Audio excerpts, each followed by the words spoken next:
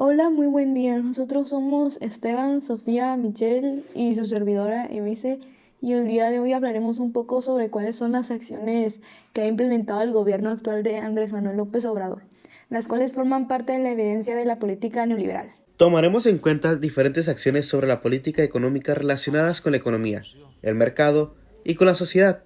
Igualmente, tomaremos en consideración datos macroeconómicos, tales como el Producto Interno Bruto, inflación y la inversión. Ahora sí, empezando con el tema, ¿cuáles son las acciones que ha implementado el gobierno actual que son evidencia de la política neoliberal? Para comenzar es necesario dejar en claro el concepto de neoliberalismo como una serie de ideas que han ido formando a las sociedades a través del tiempo. Un sistema económico y político en torno al libre mercado, a la liberación en favor de industrias y mercados y su independencia. El neoliberalismo se manifiesta de distinta manera en cada país, así porque el capitalismo tiene sus propias particularidades. Actualmente en México, junto a Obrador y su gobierno de izquierda, se define su presidencia como post-neoliberal.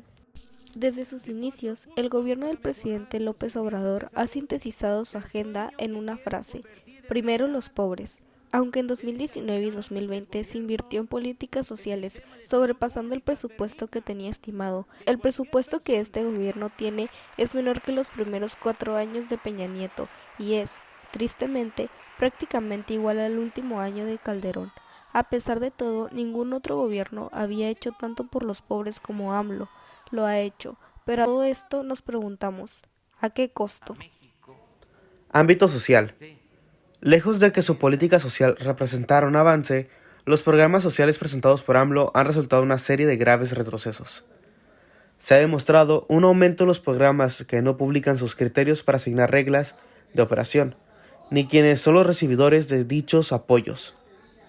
El presidente Andrés Manuel López Obrador sostiene que en su gobierno se apoya como nunca a las poblaciones más marginadas.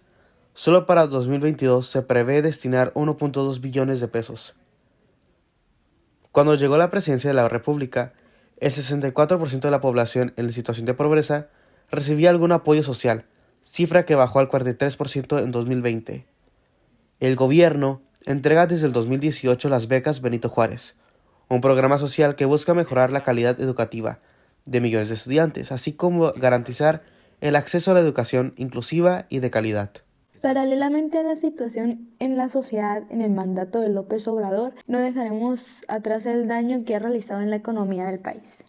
Empezando con el aumento generalizado de precios, que fue de 8.76% en septiembre, mientras que en este mismo periodo los 24 bienes enlistados por el gobierno mexicano aumentaron 15.7 a tasa anual hasta mediados de septiembre. Con todo esto, a pesar de que el Producto Interno Bruto de México sigue 2.5 por debajo del nivel en el que estaba antes del 2020, se asegura que en el segundo trimestre del 2022 la economía de México creció un 0.9 en comparación con el trimestre anterior. El PIB también ha crecido un 1.9%.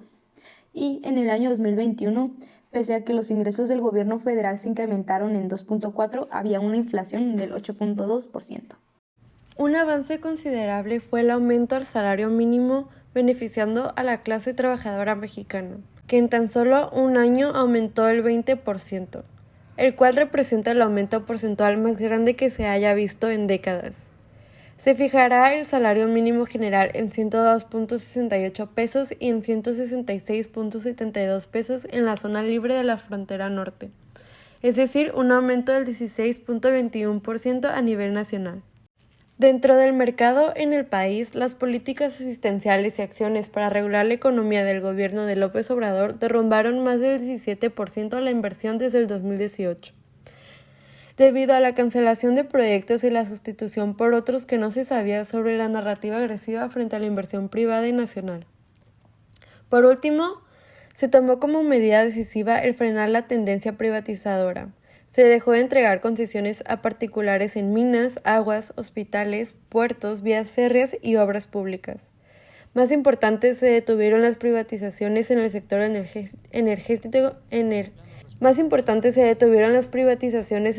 energético en el petróleo. El gobierno decide cerrar la puerta a la participación de inversionistas privados y cargar con el pago de la deuda de Pemex. Durante el primer semestre del 2022, México registró una cifra histórica en inversión extranjera directa. Andrés Manuel López Obrador informó que la inversión extranjera directa, o por sus siglas, IED, en el primer trimestre del 2022 alcanzó la cifra histórica de 19.428 millones de dólares. Aún sin considerar las operaciones empresariales atípicas, la IED aumentó 5.8% e incrementó 63.7% respecto de 2021. El jefe del Ejecutivo precisó que al 24 de mayo la recaudación de impuestos fue de 1.733.337.000 pesos. En términos reales, se encuentra 3.8% por arriba de lo registrado en el primer periodo del 2021. El progresismo de AMLO, post-neoliberalista, ha sido un progresismo fallido. En relación con el neoliberalismo, su trayectoria opositora lo ubicó en lo que se podría conocer como la izquierda del neoliberalismo mexicano. Sin embargo, en dicha trayectoria se fue moviendo a la derecha en las posiciones que defendió en los años 80, cuando él era parte del Partido Revolucionario Institucional, mejor conocido como el PRI.